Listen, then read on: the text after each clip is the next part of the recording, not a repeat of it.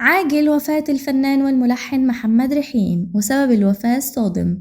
شهدت الدقائق الماضية خبر حزين للوسط الفني، وهو وفاة المطرب محمد رحيم. كما أعلن المطرب تامر حسني عبر صفحته الرسمية بموقع فيسبوك وفاة الملحن محمد رحيم منذ قليل، ونعاه تامر حسني قائلا: سبحان من له الدوام أخي وصديقي الملحن الكبير محمد رحيم في ذمة الله، نسألكم الدعاء له بالرحمة والمغفرة، نسألكم الدعاء له بالرحمة والفاتحة.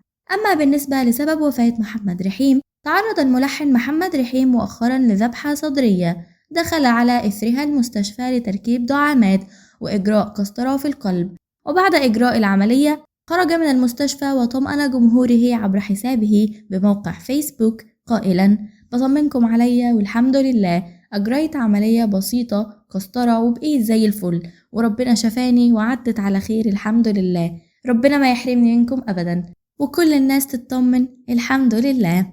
إلى أنه تعرض لأزمة صحية جديدة في الساعات الماضية ليفارق الحياة تاركا وراءه إرثا فنيا كبيرا.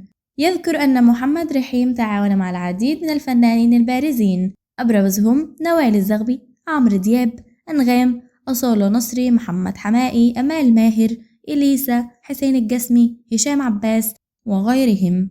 رحم الله الفنان والملحن محمد رحيم وأسكنه فسيح جناته، وإنا لله وإنا إليه راجعون. ولحد هنا يكون الفيديو خلص. إلى اللقاء في فيديو جديد وخبر جديد. سلام.